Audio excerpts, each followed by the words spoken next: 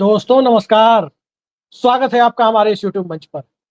दोस्तों, जिस प्रकार से बीती रात भारतीय समयानुसार लगभग 3:30 बजे अमेरिकी राष्ट्रपति डोनाल्ड ट्रंप ने बिल्कुल भारत पाकिस्तान वाले मामले की तरह से ईरान इजराइल मामले में सीज फायर कराने की घोषणा की और उस सीज फायर को लेकर अंतर्राष्ट्रीय स्तर पर जो उत्सुकता बढ़ी, अब उस उत्सुकता में धीरे धीरे कमी आती जा रही है।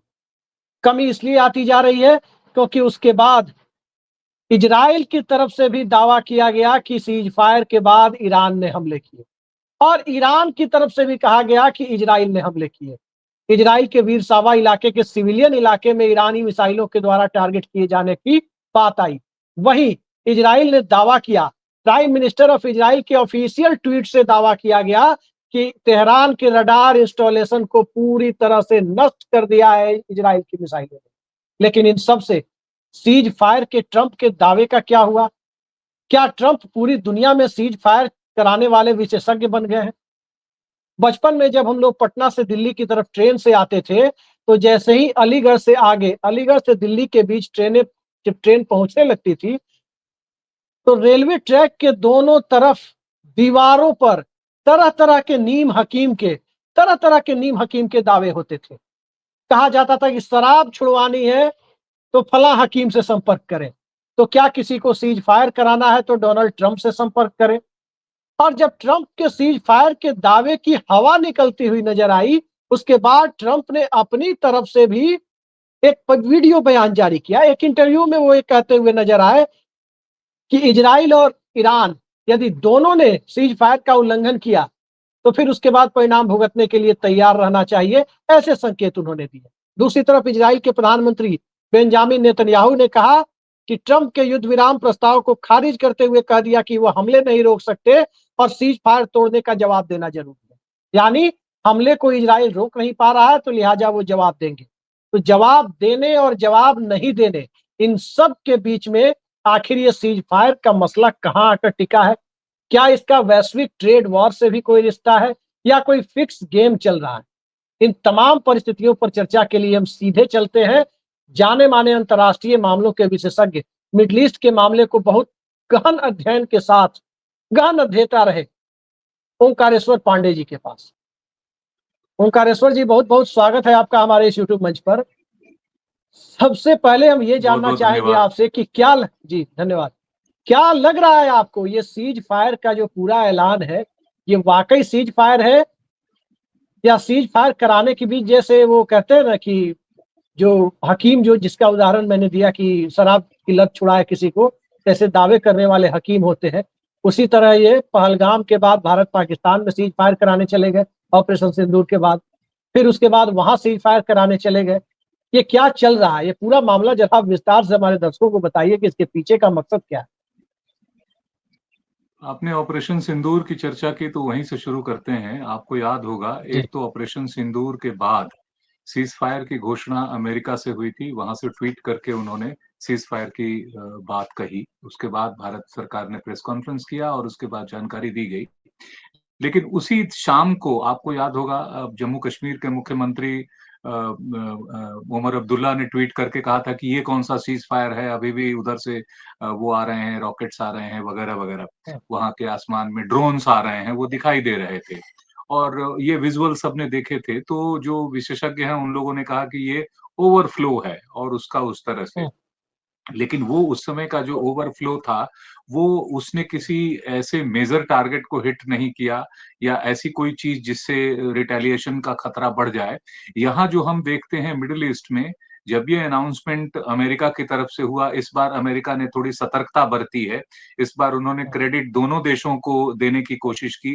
ये कहा कि एक ही साथ हमें हमारे पास ईरान और इज़राइल दोनों आए सीज़ फायर कराने के लिए और फिर मैंने कहा कि सीज़ फायर बिल्कुल खत्म करो, बंद कर दो और हो गया। और उसके बाद ईरान के विदेश मंत्री ने भी घोषणा कर दी। हालाँकि उन्होंने ये कहा कि हम 4 बजे के बाद तक हम देखेंगे कि इज़राइल का कोई अटैक आता है या नहीं आता है। और उसके बाद अचानक फिर खबरें आई कि इज़राइल की ओर से वहाँ अटैक किया गया और उनके एक साइंटिस्ट को मार दिया गया। तो ये जो उसके ईरान का ज़ाहिर है बौखलाना स्वाभाविक था। ईरान ने फ़ोन किया होगा अमेरिकन प्रेसिडेंट को, डोनाल्ड ट्रंप को। तो डोनाल्ड ट्रंप का फिर ट्वीट आया कि इज़राइल को हमने मना किया है, फ़ोन किया है उनको, नेतन्याहू को, कि वो दोबारा वो ना करें और अपने प्लेन्स को वापस बुला लें। इस तरह की बात आई और फिर इज़राइल की तरफ से ये स्पष्टीकरण आया कि जब तक हमारी ट्रंप से बातचीत होती तब तक हमारे वो जा चुके थे, तो हमारे सिर्फ एक हमने निशाना हिट किया और बाकी के सारे हमने वापस बुला लिए हैं। इस बीच में आपको याद होगा कि ईरान ने कल ही जो है वो रिटेलिएट किया और यूएस बेस पर जो दोहा कतर में है, उसके बेस पर जी। हमला किया। ये जिसको अमेरिका ने कहा कि हमने इसको मार गिराया है और हमें कोई जो है फ़र्क नहीं पड़ा। अजीब बात लेकिन है, यूएस की एक मीडिया कंट्री, कह रही एक है कि ये विश्व फिक्स का गेम की सबसे तरह था। ताकतवर देश है। यूएस की मीडिया कह रही है कि जो कतर पे ईरानी हमला हुआ, कतर के यूएस बेस पर, हुँ, उसे फिक्स मैच की तरह कुछ लोग हुँ। मान रहे हैं। एग्ज़ैक्टली मैं वही कह रहा था कि आपके एयर बेस पे हमला होता है, भले आप उसको मार गिराते हैं एंटी मिसाइल से, उसको अटैक को उसको कर लेते हैं, रोक लेते हैं। आप ये भी कहते हैं कि नहीं मिसाइल आया लेकिन किसी जान-माल का नुकसान नहीं हुआ, हमारा कोई मरा नहीं है और उसके बाद thank you, thank you, thank you आप कहते हैं कि थैंक यू, वेल डन, बहुत बढ़िया हुआ। तो ये फिक्स जैसा ही लगता है। जो लैंग्वेज है अमेरिका का इस समय, स्पेशली डोनाल्ड ट्रंप का, मैं अमेरिका नहीं कहूँगा। मैं आज की तारीख में अमेरिका और डोनाल्ड ट्रंप को थोड़ा अलग-अलग करके देखना चाहता हूँ और हुँ, पूरी दुनिया ये देख रही है। लेकिन जब वो प्रेसिडेंट हैं, तो उन्हीं को सुना जाएगा, उन्हीं के डिसीज़न्स को माना जाएगा, उन्हीं के लैंग्वेज को माना जाएगा। तो ये हुँ, लगातार इसके बाद भी ये जो घटनाएँ हुई हैं, जिसको ओवरफ्लो कहते हैं मिलिट्री की भाषा में, मुझे लगता है कि जी, अभी भी इज़राइल और ईरान के बीच में पूर्ण युद्ध विराम नहीं हुआ है क्योंकि ट्विटर पे हुँ, जो लैंग्वेज अभी लेटेस्ट उसका उनका आया है प्रेसिडेंट ट्रंप का, वो तो एक जी। गाली वाली भाषा का इस्तेमाल जिसको हाँ, कहते हैं, अंग्रेजी में अमर्यादित तो उसको शब्दों में बड़े बात कर आराम रहे से लिया हैं। हुँ, जाता है। हाँ, उस लैंग्वेज में कि ये लोग क्या कर रहे हैं, ये तो what the hell they are doing, so करने दो। ये इस बात का द्योतक है कि अभी युद्ध विराम नहीं हुआ है। उन्होंने ये भी बल्कि कह दिया आगे बढ़ के कि चाइना अपना बिज़नेस शुरू करो और करते रहो, continue with your oil stock importing और मुझे मालूम है आप बहुत सारा इंपोर्ट करोगे और करो, आगे करो, हमने सीज़ फायर करा दिया है दोनों का। ये अभी स्पष्ट नहीं है। अभी आने वाले एक आध दिनों में और भी देखना होगा, क्या वाक़ई इज़राइल शांत बैठ गया है, ईरान शांत हुँ, बैठ गया है और दोनों उस सीज़ फायर को ऑनर कर रहे हैं या नहीं कर रहे हैं। लेकिन लंबे जी, समय के लिए ये युद्ध नहीं रुका है। जी। जी। मूल सवाल पर आने के पहले ओंकारेश्वर जी एक चीज़ मैं समझ नहीं पा रहा हूँ। मैं फिर बता दूँ कि 12वीं क्लास तक मैंने साइंस पढ़ी है, तो केमिस्ट्री भी पढ़ी है। केमिकल कंपोज़िशन भी जानता हूँ और यूरेनियम संवर्धन कैसे होता है, वो भी थोड़ी बहुत समझ है। कहा गया कि यूएस का जो अटैक हुआ ईरान के ऊपर, उसमें संवर्धित यूरेनियम, एनरिच्ड यूरेनियम को वहाँ से हटा लिया था ईरान। तो हटा लिया था तो फिर हुँ, आपने नष्ट कैसे कर दिया उसके न्यूक्लियर प्रोग्राम को? ये मेरी समझ से बाहर है। जब हटा ही लिया, अगर वहाँ होता तो रेडिएशन होता। हटा लिया तो नष्ट कैसे कर दिया? ये दोनों सवाल हैं। और उधर अमेरिका दावा कर रहा है कि जवाब में ईरान ने जो कतर के अमेरिकी बेस पर हमला किया, मिसाइल से हमला किया, कह रहा है कि वहाँ कोई नुकसान उसे नहीं हुआ। मुझे तो ये समझ में नहीं आ रहा सर कि ये दिवाली में जो मुर्गा छाप पटाखा होता है, जो आपको मिलता है हम लोग के यहाँ नॉर्थ इंडिया में, तमिलनाडु के शिवकाशी से बन के आता है, गाँव कस्बे तक, दिल्ली से लेकर गाँव कस्बे तक मिलता है, मुर्गा छाप रॉकेट। तो क्या ये मुर्गा छाप रॉकेट था क्या? या यूरेनियम की जगह कोई और छोटा-सा जो बेरियम वगैरह लगा के जो लाल हरे पटाखे जो आप देखते हैं, वो था क्या कि उसे यूरेनियम बता करके कहा गया और फिर वहाँ से हटा भी लिया गया, हमला भी हो गया, नष्ट भी कर दिया। मतलब ये सुन करके तो मुझे लग रहा है कि कुछ समझ में ही नहीं आ रहा कि ये हो क्या रहा है? किसके दावे में सत्यता है? आपकी बात सही है और बहुत गंभीर भी है। ईरान और इज़राइल के बीच में जो कुछ हुआ है, वो एक रियल वॉर है, जो शुरुआत जिसने इज़राइल ने की और उसकी बहुत सारे देशों ने निंदा भी की। ईरान ने उसको रिटेलिएट किया और जितना इज़राइल एक्सपेक्ट नहीं कर रहा था, उससे कई गुना ज़्यादा उसने हेविली रिटेलिएट किया। और अब उसके लिए ये ज़रूरी था कि इस युद्ध से बाहर आए, क्योंकि जो खबरें आ रही थी उसमें देखिए ये गिनती गिनना कि उधर कितने हेड काउंट्स गिरे, वहाँ कितने 400 लोग मरे और यहाँ 24 लोग मरे, आपको दोनों कंट्री के साइज़ को समझना पड़ेगा। 16 हम्म, लाख स्क्वायर किलोमीटर का लैंड साइज़ है ईरान का और ये जी। जो इज़राइल है वो मात्र 22,000 स्क्वायर किलोमीटर है। ईरान की जो आबादी है वो 9 से 10 करोड़ की है, तो यहाँ पर टोटल 1 करोड़ 1 लाख के आसपास आबादी है।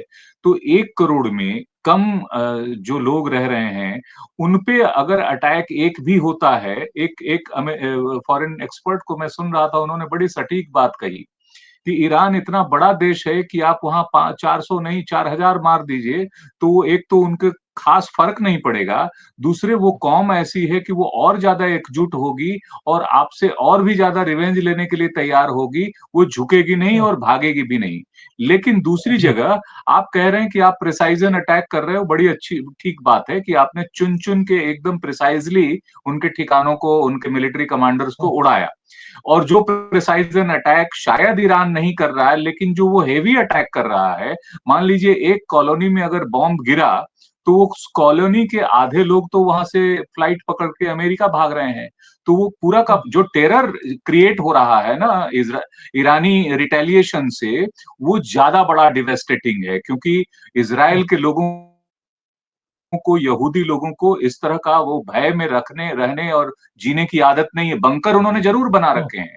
इज़राइल में जी। हर घर के नीचे बंकर है और वहाँ सेफ हाउसेस बने हुए हैं। इसीलिए आप देखेंगे वहाँ मौतें कम हो रही हैं, बिल्डिंग्स ज़्यादा हम्म, गिर रहे हैं। लेकिन ये जो हैवॉक क्रिएट हुआ, इसलिए इज़राइल जो है अब वो सीज़ फायर चाहता था। चाहने के हम्म, लिए उसके पास जो है वो कोई रास्ता एस्केप रूट मैं आपको कंक्लूड कर रहा हूँ। एस्केप जी। रूट नहीं बचता था। एस्केप रूट के लिए अमेरिका आपको याद होगा अमेरिका ने 3 शर्तें रखी थी। अमेरिका ने पहले शर्त रखी थी अयातुल्लाह खोमैनी सरेंडर करे या ईरान सरेंडर करे। नंबर 2 वो जो है अपने न्यूक्लियर जो भी उसके रिएक्टर्स हैं उसको डिस्ट्रॉय करे और पूरी तरह से तीसरा आईएईए के शर्तों पे आए, डील पे आए। इन हम्म, तीनों में से कोई शर्त ईरान ने नहीं मानी है।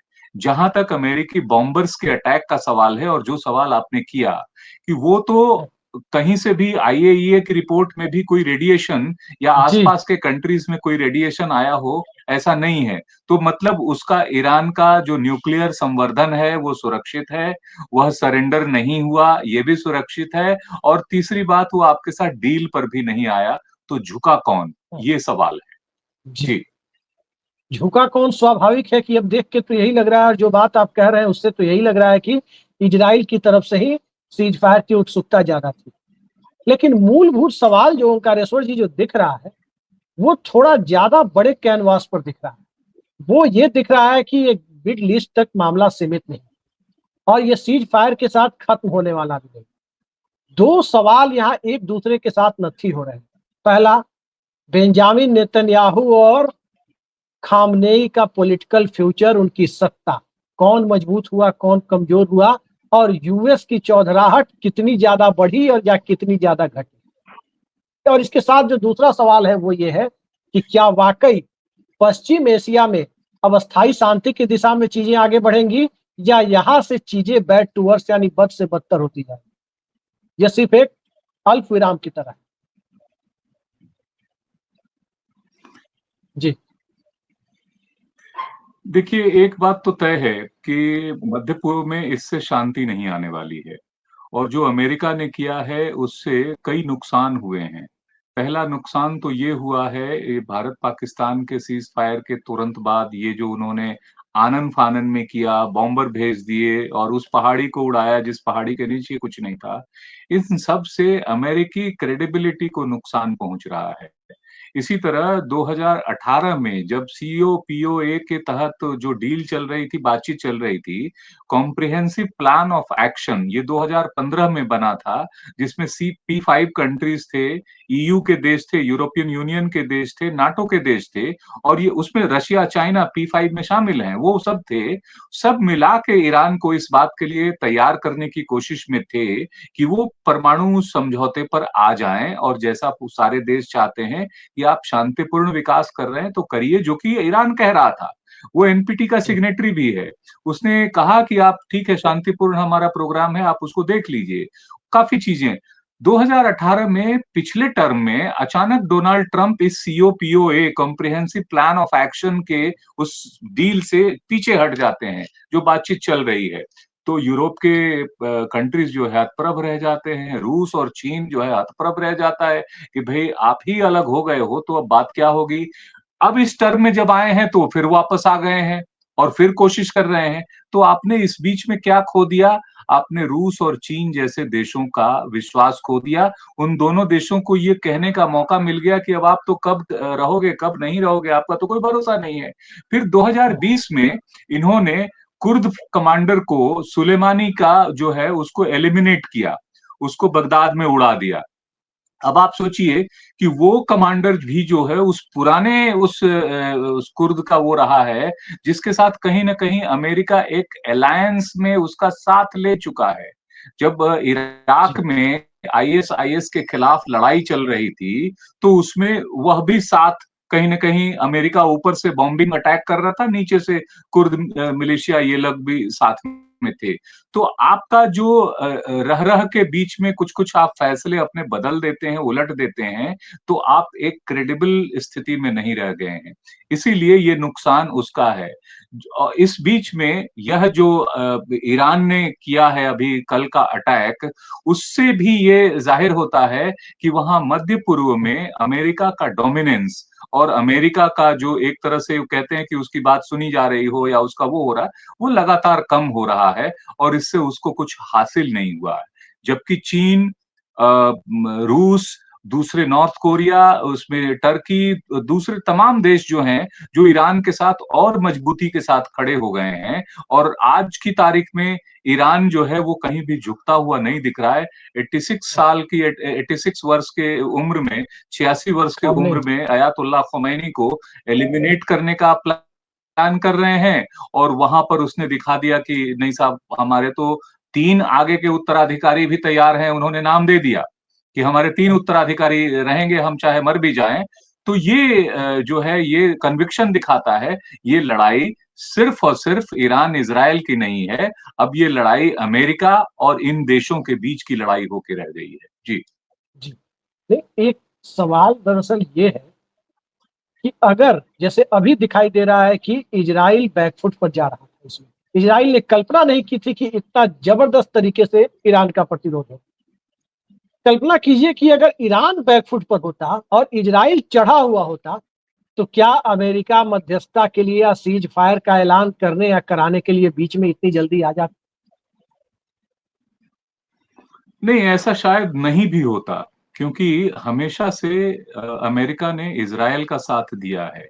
उनको इज़राइल के अस्तित्व की चिंता ज़्यादा रही है। ईरान से इनकी दुश्मनी काफ़ी पुरानी हो चुकी।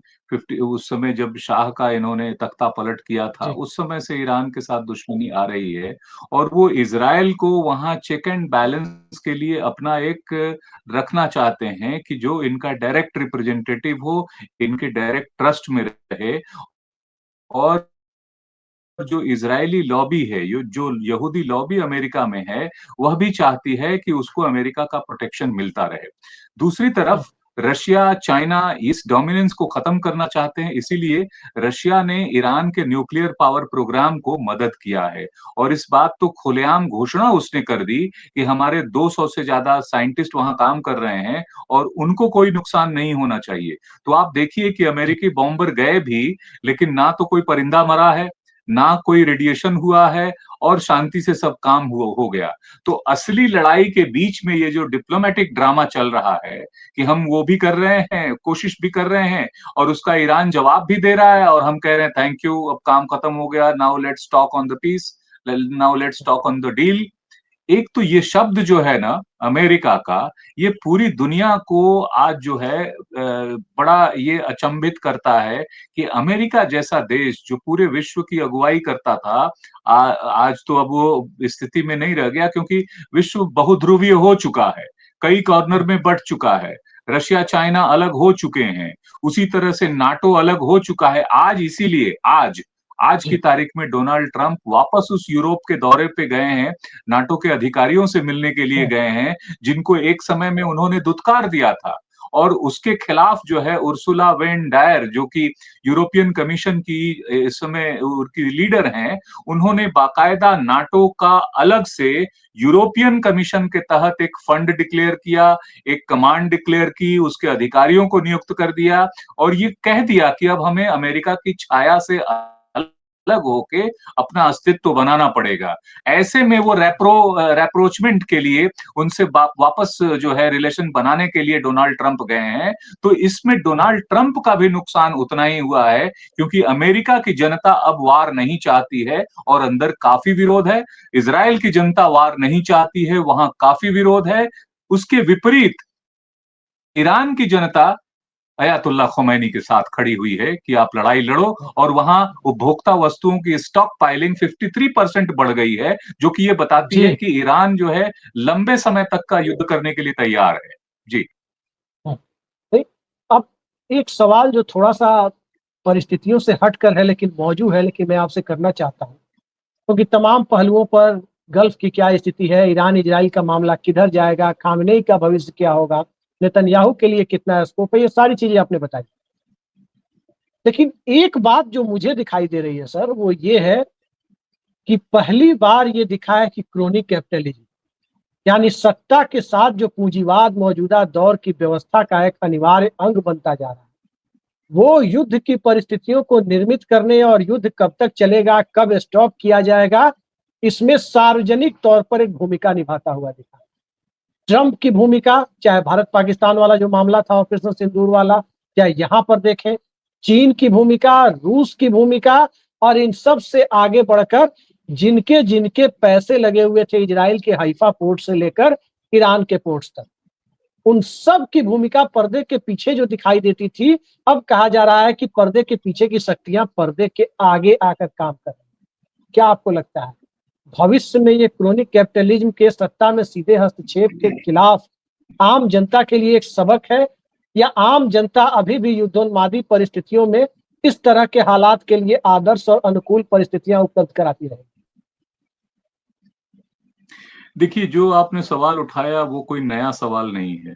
सवाल ये अब नया है कि अब ये एक्सपोज़ ज़्यादा हो रहा है, होता जा रहा है। जी आप अमेरिका से शुरू करिए, उनमें एलन मस्क और ट्रंप का जो अलायंस हुआ, पूरी दुनिया ने देखा कि किस तरह से एक कॉर्पोरेट जो है वो हावी हो सकता है। ठीक है, उसने फंड किया होगा ट्रंप के इलेक्शन में, लेकिन ट्रंप ने उनको इतना सर पे चढ़ा लिया कि व्हाइट हाउस खिलौना बन के रह गया।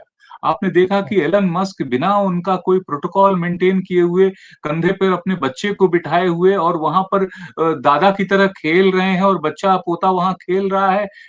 ट्रंप ने एलन मस्क के साथ तो अमेरिका की इज्जत को मिट्टी में पलीत कर दिया।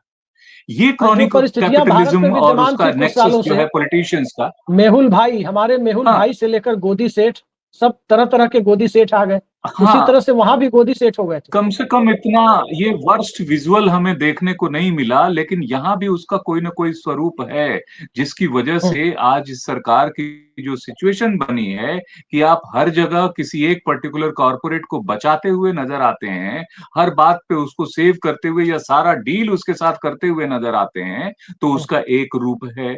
और अब आप देखिए कि इसका छुपा हुआ रूप ऐसा नहीं है कि रूस में नहीं है, चीन में नहीं है, हम्म, उसके भी बिज़नेस इंटरेस्ट हैं।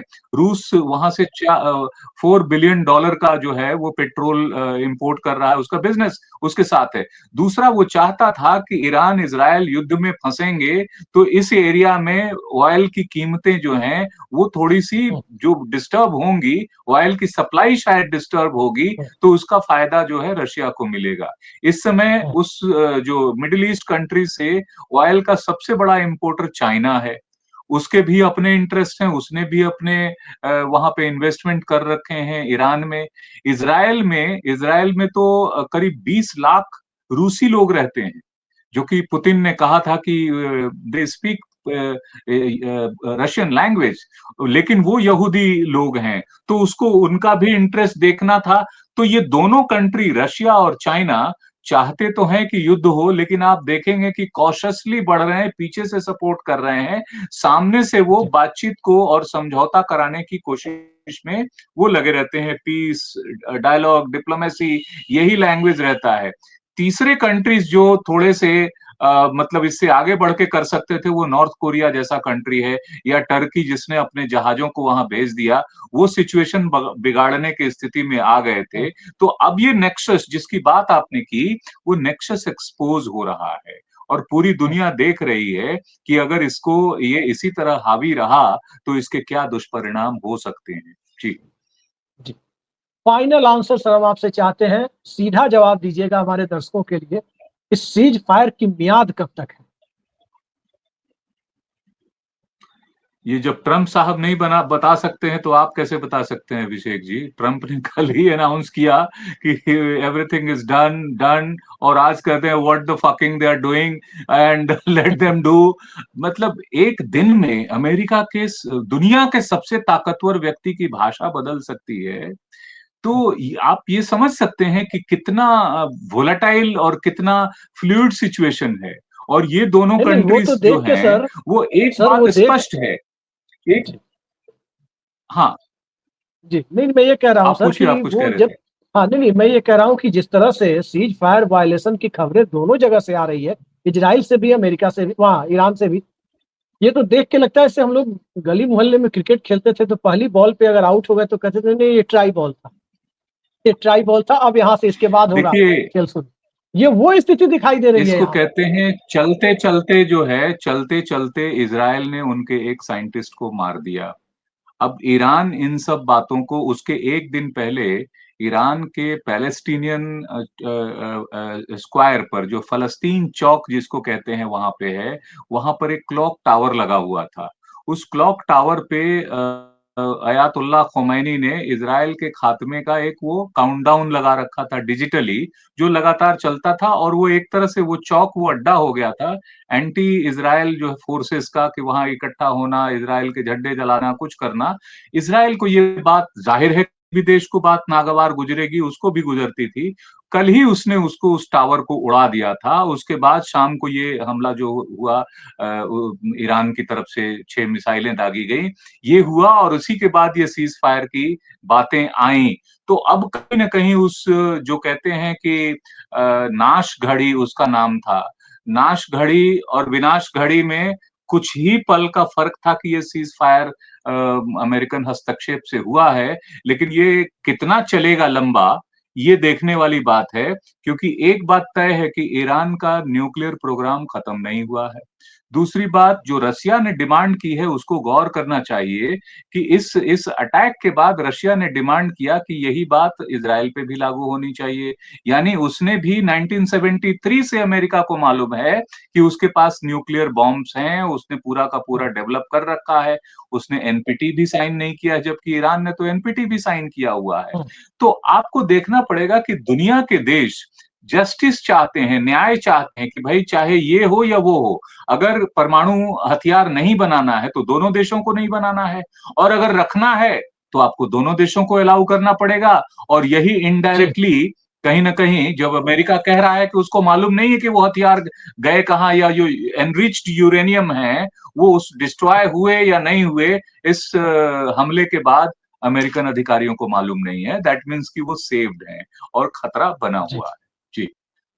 ये खतरा तो सीज फायर के भंग होने का भी बना हुआ है, पर खतरा इस बात का भी बना हुआ है कि फाइनली मिडल ईस्ट में जो एग्रेशन, जो आक्रामकता देशों के बीच से जाकर अब सभ्यताओं के बीच की दिखाई दे रही है, उस आक्रामकता के बीच में कमी लाने की कोशिश जिस तरह से अमेरिका से की गई, डोनाल्ड ट्रंप ने एक तरफा सीज फायर का ऐलान किया और वो पूरी तरह से सफल होता हुआ कम से कम शुरुआती घंटों में जो नहीं दिखा, अब आगे उसके बाद की परिस्थितियों में जिस प्रकार की गांठ पड़ी है, उस गांठ को खुलने में क्या वक्त लगेगा, या वो गांठ और ज्यादा गहरी होती जाएगी। इसके लिए हमें थोड़ा इंतजार करना होगा, क्योंकि मध्य पूर्व की परिस्थितियों के बारे में कोई भी भविष्यवाणी, जैसा ओंकारेश्वर पांडे जी ने कहा, पक्के तौर पर नहीं कही जा सकती, क्योंकि न तो इजराइल मानने वाला है और न ही इजराइल का जवाब देने से मध्य पूर्व के इस्लामिक देश पीछे रहने वाले। तो आगे क्या होगा ये वक्त बताएगा, लेकिन चलिए देखते हैं।